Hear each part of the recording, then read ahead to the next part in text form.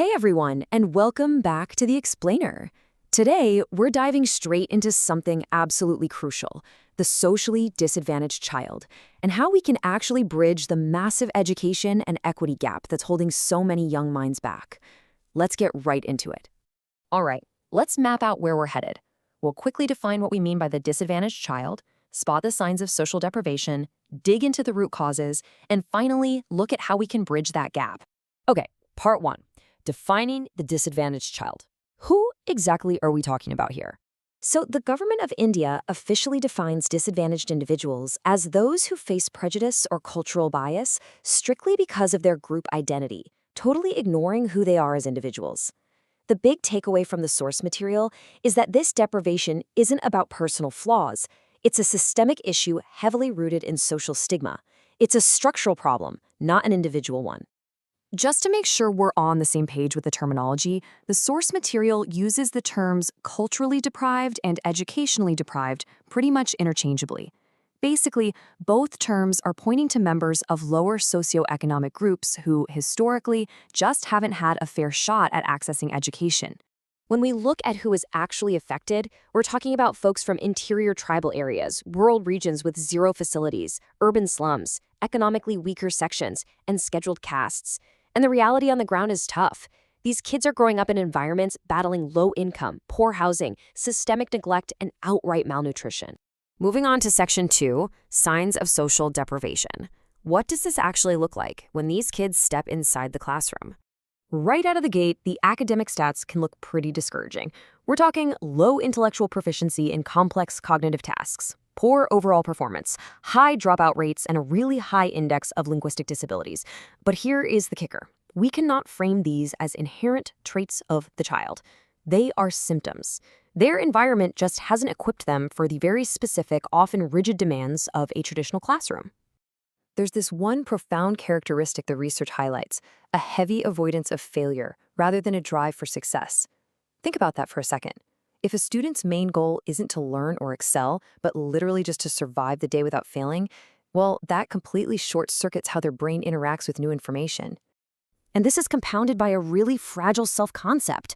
Often, these kids attribute everything to external factors, luck, chance, or fate, rather than their own actions and abilities.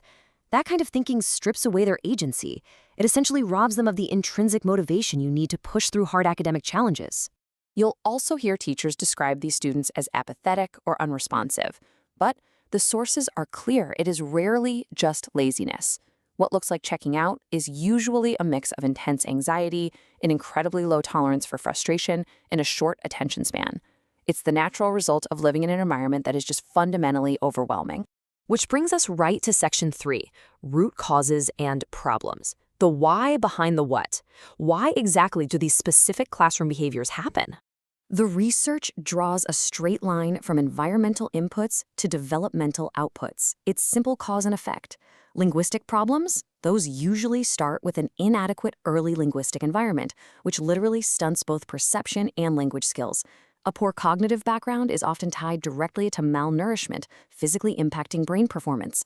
And those motivational problems stem directly from zero stimulation and a total lack of opportunity. This dynamic creates a vicious generational cycle. Both the kids and their parents frequently share this drastically low level of aspiration. When systemic barriers constantly knock down a parent's ambition, that exact mindset gets passed down. It kills academic interest across the board and honestly just breeds deep frustration. So, ultimately, immature emotional development, combined with that lack of involvement, means these kids regularly fail to benefit from standard classroom instruction. The traditional setup simply does not meet them where they are developmentally, leaving them totally isolated from the curriculum. All right, final section, number 4, bridging the education gap. Let's look at compensatory provisions. Fixing this requires massive structural interventions from the top down. The sources lay out strategies like building fully funded residential schools that cover everything: education, boarding, medical care. But it's also about pragmatic shifts, like adjusting school hours.